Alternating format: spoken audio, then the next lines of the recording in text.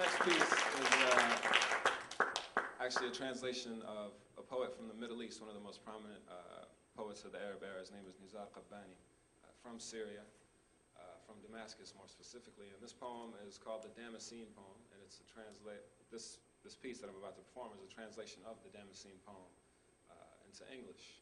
So this constant back and forth is something that just represents the way that I grew up and my desire to kind of once again bring these two aspects of my worldview together.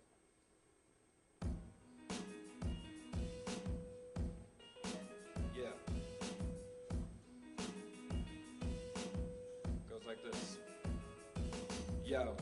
They ask me what's Damascus like, I tell them that it's like a glimpse into the afterlife.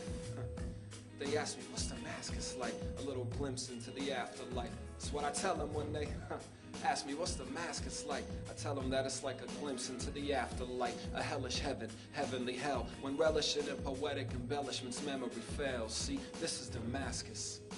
And this is a glass of spirit comfort I love, but I'm aware of the fact that certain kinds of love can slaughter you in their wrath. I'm a Damascene being, dissect me into haves and have not. But grapes and apples fall in your path. Open my veins with scalpels, hear ancestral chants of heart. Transplants can cure some of the passionate. Why does mine stay torn in half? Then minarets crying tears of absence. Like trees of soul speak, years have passed them. You can hear them asking for civil rights to live amongst tears of jasmine as house cats take naps, relax. What this man Offendum is saying is that it's the saddest thing in this world. And this is how I feel for you. هذه دمشق وهذه الكأس والراح إني أحب وبعض الحب ذباح أنا الدمشقي لو شرحت جسدي لسال منه عناقيد وتفاح. Coffee grinders crackling, childhood reminders. Back when, how could I forget when my reaction to cardamom strong fragrance yet and still finds attraction. As proud fathers wait for a sweet daughter's face, I'm asking if my roots, heart, and language are here. How am I supposed to make myself any more clear? Is clarification necessary with love so dear? So much so, there was no fear. How many Damascene bracelets were sold for this poetry here? Apologizing to the willow, wondering if my little siblings can hear. My parts been scattered cross coast for years. Lanterns on horizons floating saddened eyes have lost their hopes to see her.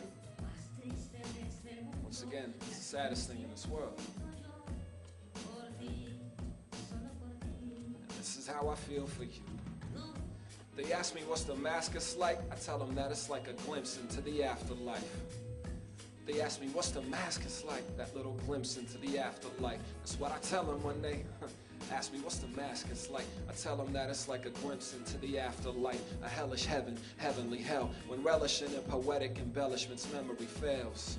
We're tossed around in shoreless oceans only to be hunted down by devils and demonic ghosts. I battle garbage, rapid throws and rapid flows. It's apropos until no war is open to them, that's for sure. Identity or Arabness, resembling a widow though. Is there no Festivus for the rest of his history books can show? What will remain of poetry's originality? If so, many a brown nose and liar gets to have complete control. How we gonna ever write a verse to spit with killers still approach? I bore the burden of my words upon my back until I grieve. What shall remain of poetry when it is finally relieved? The saddest thing in this world, my lady, is knowing that we were meant to be from the very start. That will never be. Armando Manzanero, for those who don't know, is an indigenous Mexican vocalist. I like his music. هذه دمشق وهذه الكأس والراح إني أحب وبعض الحب ذباح أنا الدمشقي لو شرحتم جسدي لسال منه عناقيد وتفاح. Now the original song that was sampled here is called El Ciego, the blind man, and what he's talking about is all these beautiful things that other people get to see, but since he's blind he doesn't get to see them.